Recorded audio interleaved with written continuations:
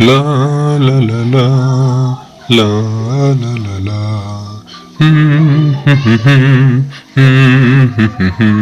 चिंकी गधा रास्ता भटक कर दूसरे जंगल में आ गया।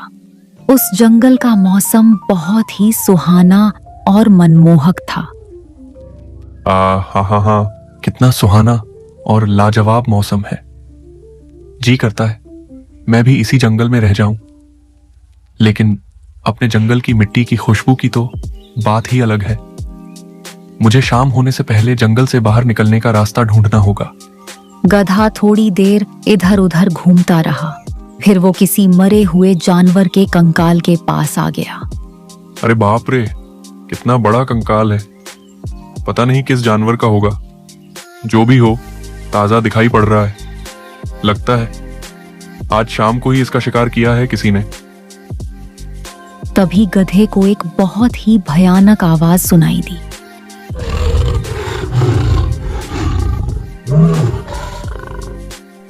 अरे बाप रे, कितनी भयानक आवाज है। और यह तो शेर की आवाज लग रही है। लगता है वो इसी तरफ आ रहा है। अगर वो इस तरफ आया तो मेरा मरना तो तय है। सोच चिंकी, सोच, कुछ तो सोच। उस शेर से कैसे बचा जाए। सोच चिंकी, सोच। तभी गधे को एक आइडिया आया और वह उस कंकाल के पास जाकर बैठ गया।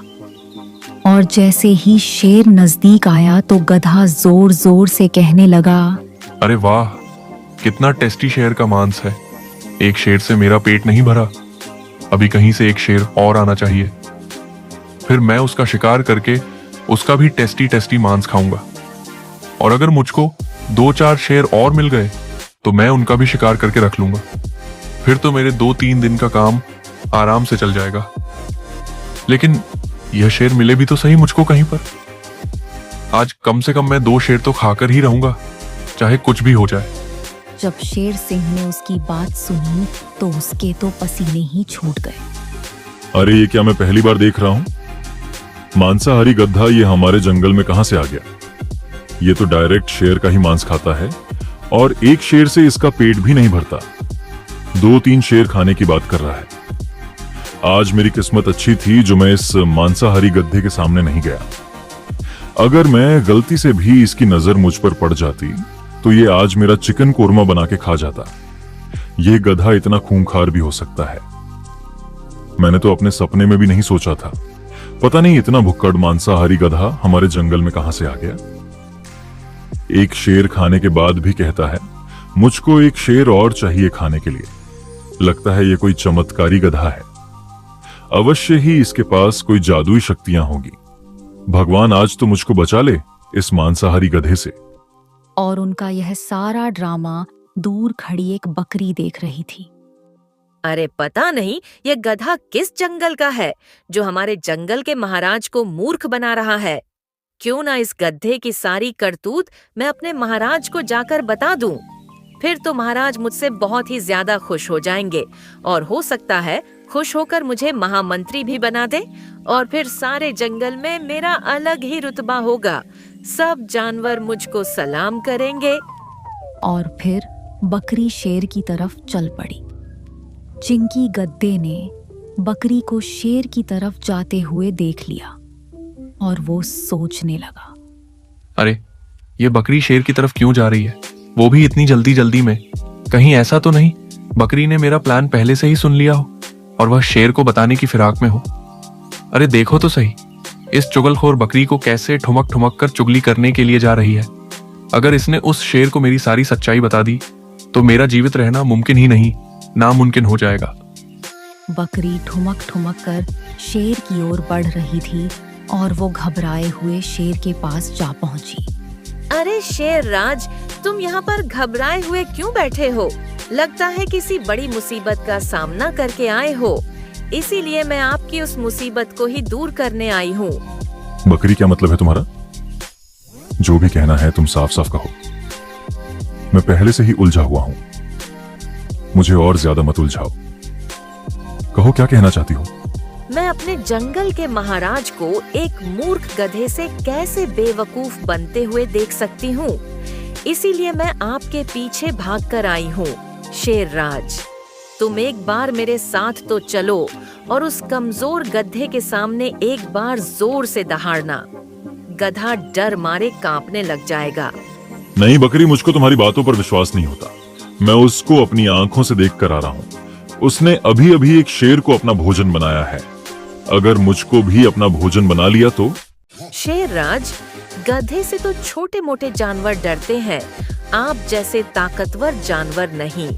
अगर आप इस गधे के डर से जंगल को छोड़कर चले गए तो यह पूरे जंगल में यह खबर फैला देगा कि शेर गधा से डरकर भाग गया और इतिहास में आपको भगोड़ा लिख दिया जाएगा। तो ये बात है। तुम चिंता मत करो बकरी, मैं इतिहास में अपना नाम खराब नहीं होने दूंगा। मैं पूरे शेर समाज की नाक को नहीं कटने दूंगा। तुमने एक बात बिल्कुल ठीक कही थी बकरी। मैं हूं एक बलशाली और खूंखार शेर और वो एक कमजोर मरियल सा, एक बोझा ढोने वाला गधा। ज्यादा बात मत कीजिए, कहीं वो गधा भाग न जाए। चलो बकरी, शीघ्र चलो। आज मैं उसका लेग फ्राई बनाकर तुमको भी खिलाता हूँ। नहीं महाराज, आप ही खाना, मैं तो प्योर वेजिटेरियन हूँ। उधर गधा बैठा बैठा सोच रहा था कि कैसे बचा जाए उस शेर से। अरे अब क्या करूं मैं, कहां पर जाऊं? उस बकरी ने तो सारा कुछ शेर के सामने उगल दिया होगा। अब तो वह शेर मुझको अपना भोजन बनाने के लिए आ रहा होगा। क्या करूं? जल्दी से अपना दिमाग चला चिंकी। कुछ सोच सोच चिंकी, कुछ सोच। आइडिया, अब की बार मैं ऐसा नाटक करूंगा कि वो शेर दुम दबाकर भागेगा।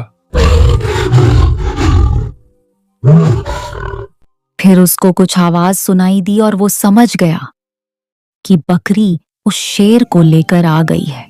जैसे ही वह दोनों उस गधे के नजदीक पहुंचे तो गधे ने अपना दिमाग लगाना शुरू कर दिया।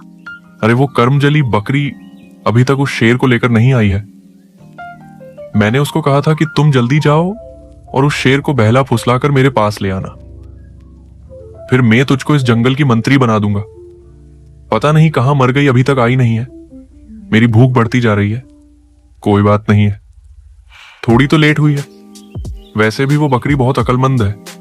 वह कैसे भी करके उस शेर को मेरे पास लेकर ही आएगी और जैसे ही वो शेर यहां पर आकर दहाड़ेगा, मैं उसके मुंह में अपना हाथ डालकर उसका दिल निकाल लूंगा और फिर मजे से खाऊंगा। अरे मेरे मुंह में तो अभी से पानी आ रहा है। अरे बाप रे, भागो यहां से। बकरी के जरिए मुझको फंसाया जा रहा है। और तो और ये बकरी भी उससे मिली हुई है।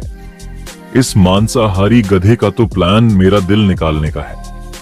तभी तो ये बकरी मुझसे कह रही थी कि वहां पर जाकर जोर से दहाड़ना। अरे कितना खतरनाक प्लान था इन दोनों का। बाल बाल बच गया। बकरी की बच्ची, तुमने मुझको धोखा दिया है। तुम तो कह रही थी कि तुम मेरी सच्ची दोस्त हो, इसीलिए तुम मुझसे बार बार कह रही थी कि जल्दी चलो और मुझको यहां पर जल्दी लाकर उस गधे का भोजन बनाना चाहती थी तुम। अब मैं तुमको ही खाऊंगा। अरे मूर्ख शेर, तुम मुझको क्या खाएगा? अगर तूने मेरी तरफ एक भी कदम बढ़ाया तो मैं उस मांसाहारी गधे को आवाज लगाकर इस तरफ बुला लूंगी, फिर वो तुझको अपना शिकार बना लेगा। आज मेरी समझ में एक बात आ गई है कि अक्लमंदी की बात उसी से करो जिसके पास भेजा हो, पर तुम्हारे भेजे में तो भेजा ही नहीं है। चलो शेरराज, अब यहां से भाग जाओ। और इतना सुनते ही शेर वहां से दुम दबाकर भाग गया और शेर उस जंगल को ही छोड़कर वहां से चला गया।